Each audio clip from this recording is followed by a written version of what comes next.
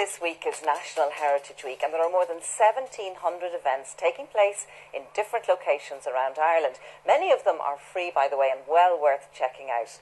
Now, National Heritage Week is not just about bricks and mortar of the past. It's also about exploring our cultural heritage, and in Strokestown in County Roscommon they are doing just that.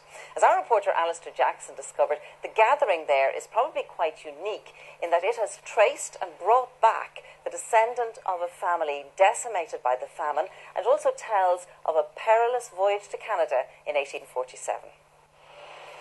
This summer, Strokestown's been opening its arms to its diaspora, the generations of men and women who've left for a life elsewhere. Some because they wanted to, some because they had to. But the pull of home is strong, and they've been coming back. Bind us together, Lord, bind us together with cords that cannot be broken. Back to the warmth of reunions with family and friends, and back to an ecumenical welcome home service. For Richard Tighe, this service has a very special meaning. Famine forced the family of his great-grandfather Daniel to leave Strokestown for Canada in 1847. Daniel was 12 then. His father had already died. When the ship berthed at Grosse Île in Quebec, Daniel and his sister Catherine were orphans. Before the Tighe family reached the other side, the mother was dead, 3 of the children were dead, and they were thrown overboard.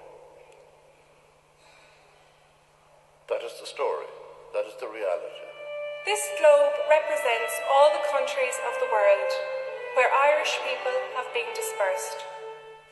In all, some 1,400 Strokestown famine victims left for the New World. Richard Tighe is the first descendant to return. It is an emotional time for me, and it is an emotional time for all the Tighes, and in fact for all the people in Roscommon. In Quebec in 2000, Jim Callery had managed to trace Richard's father, Leo, who was 90 at the time. Leo, in turn, was Daniel's grandson and had heard the story of the famine from him. Sometimes they went centering their hands without being able to sit down or lie down, find a space to lie down and sleep on the floor. Through this meeting, Jim learned more about the Tighe's Strokestown roots, which ultimately helped to trace their Irish relatives. So now, 2 branches of the Tighe family, French, Canadian and Irish, are reunited after more than a century and a half of separation.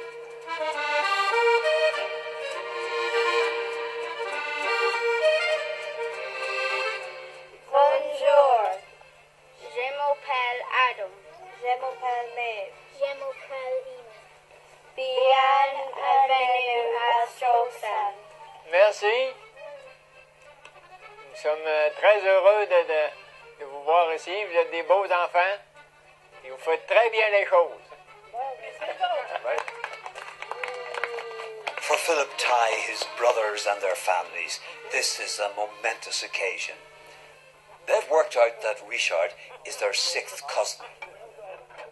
Amazingly, Richard's reflection in the glass of a photograph of Philip Tighe's grandfather shows the family likeness.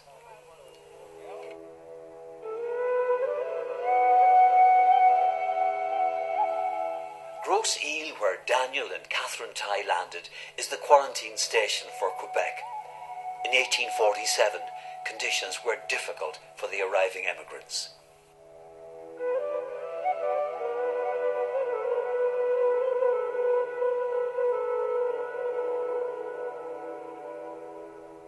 Well, you can imagine 98,000 people arriving in one summer. The island was not prepared at all for that frequentation.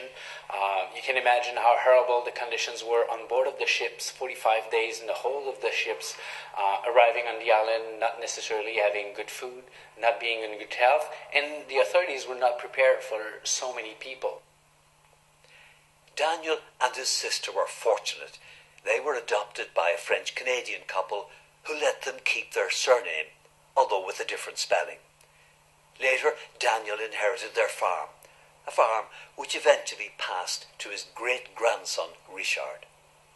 Qu'on vient d'animaux que vous avez, de moutons et de vaches. 65 moutons et 25 vaches. While language may separate Richard and Philip, an interest in farming unites them. But for Philip, it's the reunion of their two families which is important. It's great, to think, to see the circle being completed, someone that left eating for, a lot of families, people had left and no one ever heard of them or seen them since, thank God his name was kept and we're able to trace his roots, and it's just great to see it happening, the full circle closed. And for Richard, coming back to the land of his ancestors has been very emotional. Ça me fait chaud au cœur de voir la manière que ça se déroule présentement matin, là. Ça me rappelle... c'est surprenant. The links with Quebec are growing. Already a group of Strokestown teenagers have visited Daniel Tighe's grave and Grosse Ile, where he and his sister first stepped onto Canadian soil. The trip to Grosse Ile, where we know they landed after all their family had been buried at sea, and to walk across the ground that they had walked and we knew they walked and had been in that same space was very, very touching and haunting. Going home, I'm just going home.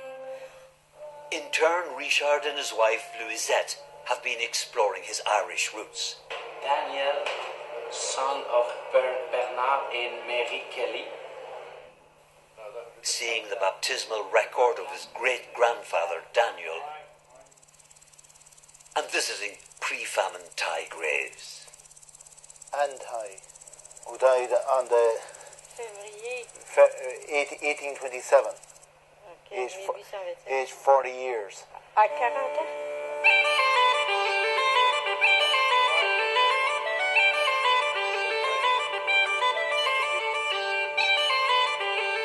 But beyond the renewed family links, perhaps this return of a descendant of famine victims will have a wider impact on Strokestown.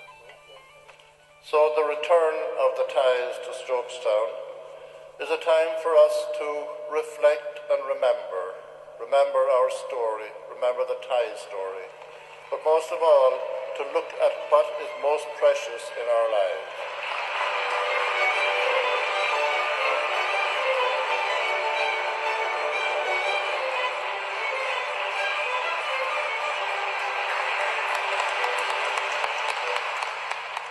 Isn't that a lovely story and a great example of how successful the gathering has been in encouraging families and communities to reach out to the descendants of the Irish who had to leave their homeland during those dark days of the famine?